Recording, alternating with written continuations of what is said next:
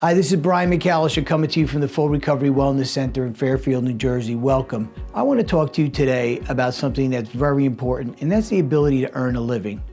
Many people in early recovery come in with a lot of legal issues, and once you're a felon, the society as a whole makes it very difficult for us to find meaningful work.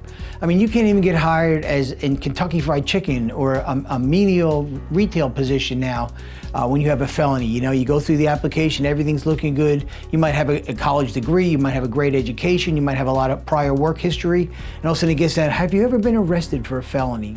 Click, and then it's don't call us, we'll call you. So what are we to do? We've got to work, we've got to feel good about ourselves. We want to increase our self-esteem by feeling productive. What are we going to do? My suggestion is this: alcoholics and addicts are really natural entrepreneurs. We're nonconformists. We don't like conformity. Think about it. You know, if you have a better chance of telling me to do just the opposite of what you want done and get me to do it. You know, people told me for years, don't drink. The more they told me don't drink, the more I drank. You shouldn't be drinking and drugging. You know, really, I'll show you, I'll hurt me. I'll keep drinking and drugging. This is the way we think. We're just nonconformist people. We're not rules and regulations people. So how do I take that skill set and turn it into a way of making a living, something that really juices me up in the morning? Again, a life of minimum wage jobs and underperformance certainly doesn't inspire anyone. If we want to inspire ourselves to achieve higher things and greater things, many times we're going to have to figure out what our purpose is, what motivates us, and take action towards achieving that goal. Think about this. Some of the greatest accomplishments in history were performed by nonconformists, like Christopher Columbus. He thought the world was round. Everybody told him, hey, Chris, you're going to sail right off the earth. But he didn't care. He's going to go do it anyway. Tell me that's not an addict attitude. I'm going to go do it anyway. I don't care what you say. Right? Think about Galileo, right? You know, the Catholic Church called him a heretic. They locked him up. They said, hey, look it, you know, we don't want to hear that the planets revolve around the sun. We've decided that the sun revolves around the earth, that the earth is the center of the universe, not the other way around. Galileo was right? But the idea was he was a nonconformist. He wasn't waiting for anything. Think about the Wright brothers. They were told that, you know, if we were supposed to fly, we'd have wings.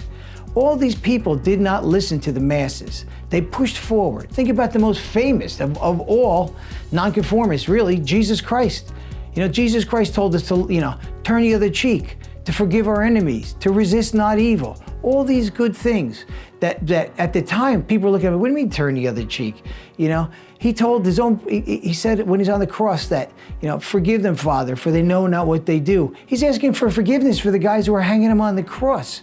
They know not what they do. This was the most non-conforming way of thinking the world has ever known, and in many ways it still is today.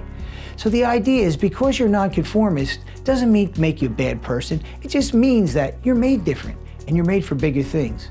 What I would do is, if I was in a situation and I try to figure out what am I gonna do with my life, you know, working at Kentucky Fried Chicken all day is not going to do it for me. Sweeping the floors for somebody is not going to do it for me. Working under the table isn't going to do it for me either. I would like to figure out what juices me up. What would I do for free? What would I do if money wasn't an issue? What would I do if I had unlimited time, freedom, and money? That gives you a clue as to where your interests lie. You know, because when you do what you like, right, work becomes play. Right? When work becomes play and it's not a chore, you typically do it well. When you do something well, you typically get paid for it. So the idea is, maybe you should be an entrepreneur. But what happens? You say, oh yeah, I'd like to even just start a lawn business. I like to mow the lawns, you know, and I could do that. Maybe hire a couple of guys to help me. But then what happens? The old tape starts playing. Well, I've never really been in business before, and you know, it sounds like a lot of work. And what if people won't hire me? And we talk ourselves out of it.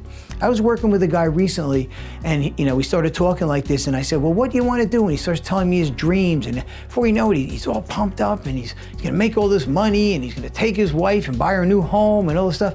And then I watched it right in front of me, washed right over him. Then he starts thinking like, well, I can't do that. I have no college degree. I have no experience in that. Oh God, how am I gonna pay all the taxes if I make $1 million?